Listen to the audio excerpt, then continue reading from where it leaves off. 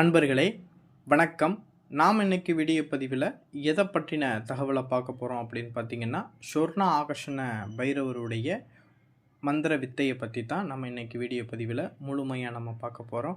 Video பதிவுக்குள்ளே போகிறதுக்கு முன்னாடி நம்மளுடைய சிவருத்ர மகாகாளி அல்வாக்குப்பீடம் யூடியூப் சேனலை சப்ஸ்கிரைப் பண்ணாதவங்க சப்ஸ்கிரைப் பண்ணிக்கிங்க. அதாவது இந்த சொர்ண ஆகர்ஷண பைரவருடைய உபாசனையை நம்ம எடுக்கணும்னு மனசுக்குள்ள அந்த எண்ணம் வந்துட்டாவே நம்மளுக்கு அதற்குண்டான நேரம் வந்துருச்சு அப்படிங்கிறது அர்த்தம். சரிங்களா? என்ன செல்வத்தில் நம்ம செல்வ செழிப்போடு வாழ்வதற்கு உண்டான நேரம் வந்துருச்சு அப்படிங்கிறது தான் அர்த்தம். சரிங்களா? ஏன்னா இந்த வீடியோ பதிவில் நான் போடுறேன் அப்படின்னா ஆயிரக்கணக்கான பேர்கள் இந்த வீடியோவை பார்ப்பீங்க. அதில் யாராவது ஒரு ஆளுக்குத்தான் அந்த எந்திரத்தை நம்ம பயன்படுத்தி பார்க்கணும் அப்படிங்கிற அந்த எண்ணம் வரும். சரிங்களா?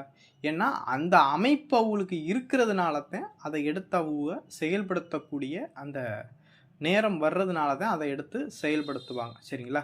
அதே போல் இந்த சொர்ணாகர்ஷண பைரவருடைய எந்திரத்தை யார் ஒருவர் எடுத்து வணங்குறாங்களோ அவங்க பார்த்தீங்கன்னா நல்லா செல்வ செழிப்போடு வாழக்கூடிய அந்த ஆற்றலும் அந்த சக்தியும் கிடைக்கும். சரிங்களா? ஏன்னா சொர்ண ஆகர்ஷண பைரவருடைய எந்திரத்தை நம்ம பயன்படுத்தி நம்ம வழிபட ஆரம்பித்தாச்சு அப்படின்னா நம்ம குடும்பத்தில் பார்த்திங்கன்னா செல்வ செழிப்போடும் வாழ்வதற்கும் ஐஸ்வர்யத்தோடு வாழ்வதற்கும் சரிங்களா சகல நன்மைகளுமே உண்டாகுவதற்கு இந்த சொர்ண ஆகர்ஷண பைரவருடைய எந்திரத்தை நம்ம பயன்படுத்தலாம். சரிங்களா? அதாவது உங்கள் தொழிலில் நீங்கள் சம்பாதிக்கக்கூடிய காசை பார்த்திங்கன்னா விரயமாகாமல் நீங்கள் சேர்த்து வச்சு அதை ஒரு நல்ல பொருள் வாங்கவோ இல்லை வீடு வாசல் கட்டாமல் இருக்கீங்க அப்படின்னா நீங்கள் வீடு வாசல் கட்டணும் அப்படின்னு சொல்லிட்டு இந்த சொர்ண ஆகர்ஷண பைரவருடைய எந்திரத்தை நம்ம வச்சு வழிபடலாம். அதே போல் பார்த்திங்கன்னா உங்கள் குடும்பத்தில் சுபகாரியங்கள் நடக்காமல் தடைபட்டு போகுது, உங்கள் குடும்பத்தில் ஒரு ஒற்றுமையே இல்லை, எந்த நேரம் பாராலும் உங்கள் குடும்பத்தில் இந்த சண்டை சச்சரவு இந்த மாதிரி பிரச்சனையெல்லாம் வந்துக்கிட்டு இருக்கு அப்படின்னா அந்த குடும்பத்தில் பார்த்திங்கன்னா இந்த எந்திரத்தை நீங்கள் வச்சு வழிபட்டாவே போதும். அந்த குடும்பத்தில் படிப்படியாக அந்த ஒற்றுமைங்கிறது கிடைக்க ஆரம்பிக்கும். கணவன் மனைவிகளுக்குள்ள ஒரு சந்தோஷமான வாழ்க்கைங்கிறது உண்டாக ஆரம்பிக்கும். அதே போல் பார்த்திங்கன்னா இந்த எந்திரத்தை வச்சு வழிபடுறவங்க செல்வ செழிப்போடு வாழலாம். சரிங்களா? ஏன்னா பணம் எந்த வழியில் வருதுன்னே தெரியாது, ஏதாவது ஒரு வழியில் வந்துக்கிட்டே இருக்கும். சரிங்களா? இந்த எந்திரத்தை வழிபடணும் அப்படிங்கிற அந்த எண்ணம் வந்துட்டாவே அந்த நேரம் வந்துருச்சு அப்படிங்கிறது தான் அர்த்தம். சரிங்களா?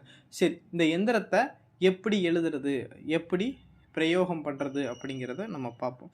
இந்த எந்திரத்தை பார்த்திங்கன்னா வெள்ளிக்கிழமை வளர்பிறையில் வரக்கூடிய வெள்ளிக்கிழமை அன்னைக்குன்னு சுக்கிர ஓரையில் இந்த எந்திரத்தை நீங்கள் என்ன செஞ்சீங்கன்னா ஒரு வெள்ளித்தகட்டில் எழுதிக்கிங்க. வெள்ளித்தகடு இல்லைன்னா தங்கத்தகடு. சரிங்களா? இந்த 2 தகட்டில் தான் ஏதாவது ஒரு தகட்டில் எழுதிக்கிங்க.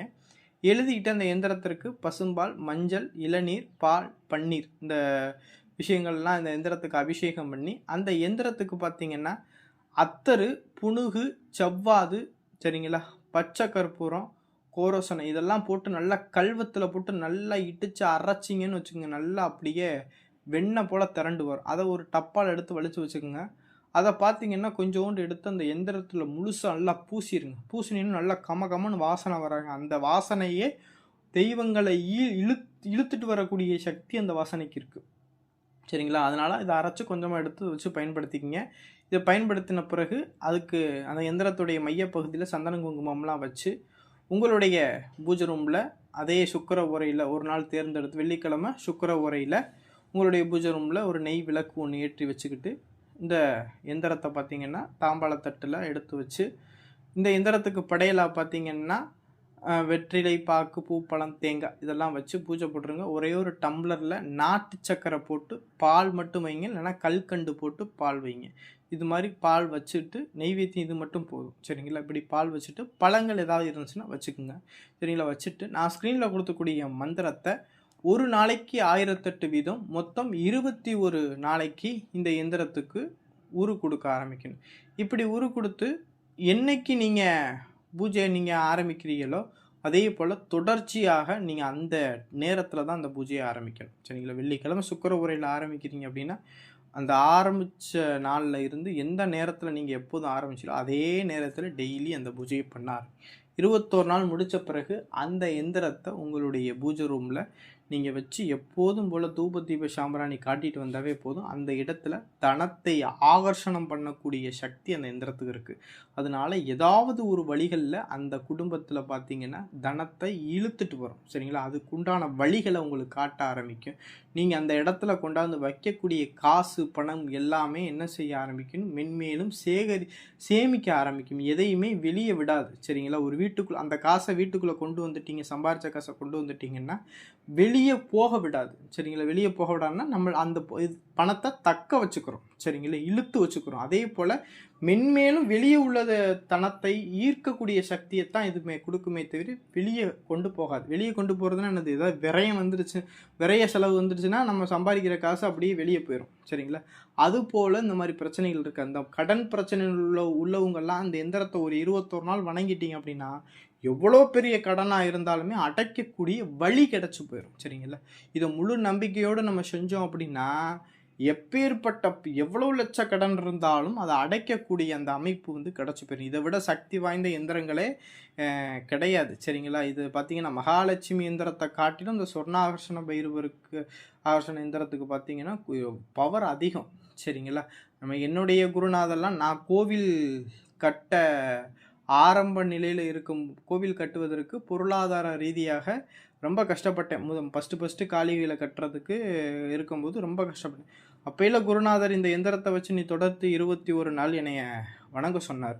சரிங்களா? அப்படி வணங்கிக்கிட்டு வந்துட்டு இருக்கும்போது நான் பைரவர்கிட்ட ஒரே ஒரு வேண்டுகோள் வச்சேன். காளி கோவிலை கட்டுறதுக்கு எனக்கு பொருளாதாரம் தேவைப்படுது, எனக்கு கொஞ்சம் அனுக்கிரகம் புரிங்க. நான் மற்ற என்னுடைய சுக விஷயத்திற்காக நான் சுகபோக விஷயத்திற்கு கேட்கல, அகத்தா காளியுடைய கோவிலை கட்டுறதுக்கு கேட்குறேன் அப்படின்னு சொல்லிட்டு நான் தொடர்ந்து 21 நாள் குரு கொடுத்த அந்த நம்பிக்கையில் அந்த பூஜை செஞ்சேன். 7வது நாள் எங்களுடைய 7வது நாள் பார்த்திங்கன்னா இந்த லாட்ரி சீட்டுன்னு சொல்லுவோம்ல, அதில் பார்த்திங்கன்னா காசு வந்து விழுந்துருச்சு. சரிங்களா? அப்புறம் அதை வச்சு தான் நம்ம கொஞ்சம் கோவில் கட்டணும், கொஞ்சம். சரிங்களா? அதே போல் ஏதாவது ஒரு வழிகளில் நம்மளுக்கு அந்த செல்வம்ங்கிறது வந்து வரும். சரிங்களா? ஆனால் நம்ம முழு நம்பிக்கையோடு அதை செய்யணும். சரிங்களா? பார்ப்போம் அது நடக்குதா நடக்கலையா அப்படிங்கிறத பார்ப்போம் அப்படிங்கிறதோடு செஞ்சின்னா நடக்காது. சரிங்களா? முழு நம்பிக்கையுமே அந்த எந்திரத்து மேலேயும் அந்த தெய்வத்து மேலேயும் வச்சு இதை நம்ம செயல்படுத்த ஆரம்பித்தோம்னா எப்பேற்பட்ட விஷயத்தையும் நம்ம சாதிக்கலாம். சரி, இந்த வீடியோ பதிவு பிடிச்சிருந்துச்சு அப்படின்னா நம்மளுடைய சிவருத்ர மகாகாளி அல்வாக்குப்பிடம் யூடியூப் சேனலை சப்ஸ்கிரைப் பண்ணாதவங்க சப்ஸ்கிரைப் பண்ணுங்கள். நன்றி, வணக்கம்.